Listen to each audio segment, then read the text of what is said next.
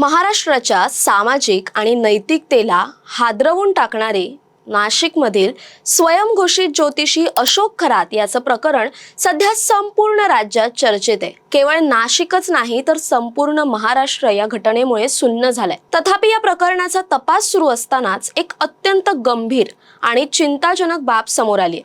या घटनेतील पीडित महिलांचे अत्यंत खाजगी आणि आक्षेपार्ह व्हिडिओ सोशल मीडियावर वणव्यासारखे पसरतात। हे केवळ अनैतिकच नाही तर कायद्याने अत्यंत मोठा गुन्हा आहे। आजच्या व्हिडिओमध्ये आपण पाहणार आहोत की या प्रकरणात आता पोलिसांनी कशा प्रकारे कारवाईचा बडगा उगारलाय, कोपरगावमध्ये नेमकी काय कारवाई झाली आणि एक सामान्य नागरिक म्हणून तुमच्या मोबाईलमध्ये असे व्हिडिओ असणं तुम्हाला किती महागात पडू शकतं।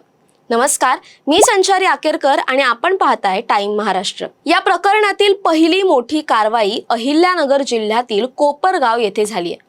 सोशल मीडियाच्या माध्यमातून पीडित महिलांची बदनामी करणाऱ्यांविरुद्ध पोलिसांनी आता ॲक्शन मोडमध्ये येऊन काम सुरू केलंय। कोपरगावमधील BMW नावाच्या एका व्हॉट्सॲप ग्रुपवर 25 मार्चला राहुल गंगाधर शिंदे या तरुणाने पीडित महिलांचे आक्षेपार्ह व्हिडिओ प्रसारित केले होते। पोलिसांनी या प्रकरणाचा तांत्रिक तपास अतिशय वेगाने केला। सायबर सेलच्या मदतीने जेव्हा तपास चक्र फिरली तेव्हा यामागे एक मोठी साखळी असल्याचं समोर आलं।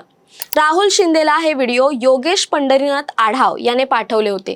पोलिसांनी योगेशला ताब्यात घेऊन विचारपूस केली असता याचे धागेदोरे बीड जिल्ह्यापर्यंत पोहोचले।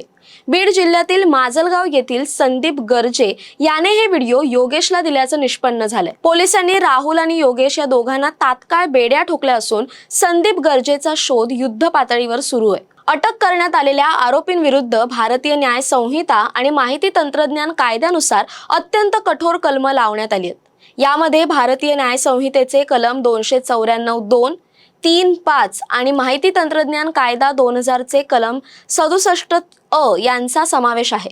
कलम 67 अ हे विशेषतः इलेक्ट्रॉनिक स्वरूपात लैंगिक कृत्य दर्शवणारे साहित्य प्रसारित करण्याशी संबंधित आहे, ज्यामध्ये जामीन मिळणं कठीण असतं आणि मोठ्या शिक्षेची तरतूद आहे।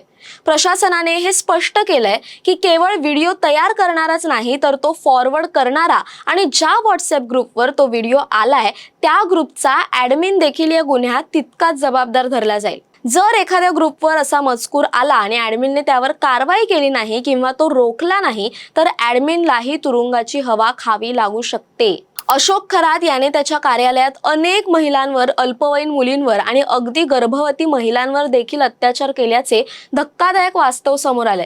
पोलिसांनी 58हून अधिक आक्षेपार्ह व्हिडिओ जप्त केलेत। मात्र हे व्हिडिओ बाहेर येणं ही पीडित महिलांसाठी दुसरी मोठी आपत्ती ठरते। कायद्यानुसार कोणत्याही बलात्कार पीडित किंवा लैंगिक अत्याचार पीडित महिलेची ओळख उघड करणं हा गंभीर गुन्हा आहे। तिचं नाव, गाव किंवा फोटो प्रसारित केल्याने तिच्या आत्मसन्मानाला तडा जातो आणि तिच्या सामाजिक जीवनावर भयानक परिणाम होतो।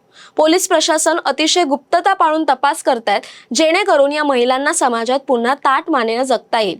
अशा वेळी नागरिक म्हणून आपली जबाबदारी आहे की आपण या विकृत साखळीचा भाग बनू नये। शेवटी पोलीस प्रशासनाने दिलेला इशारा प्रत्येकाने गांभीर्याने घेणं गरजेचं आहे। जर तुमच्या मोबाईलमध्ये, गॅलरीमध्ये किंवा व्हॉट्सॲप चॅटमध्ये अशोक खरात प्रकरणाशी संबंधित कोणताही आक्षेपार्ह व्हिडिओ किंवा फोटो असेल तर तो आत्ताच्या आत्ता डिलीट करा। तो कोणालाही फॉरवर्ड करू नका। सायबर पोलीस प्रत्येक हालचालींवर लक्ष ठेवून आहेत। तुमची एक छोटीशी फॉरवर्ड करण्याची कृती तुम्हाला जेलमध्ये पोहोचवू शकते। पीडितांच्या सन्मानाचं रक्षण करणं ही केवळ पोलिसांचीच नाही तर आपल्या सर्वांची जबाबदारी आहे। हा व्हिडिओ जास्तीत जास्त शेअर करा, जेणेकरून लोक सावध होतील आणि अनावधानाने होणारा हा गुन्हा थांबेल।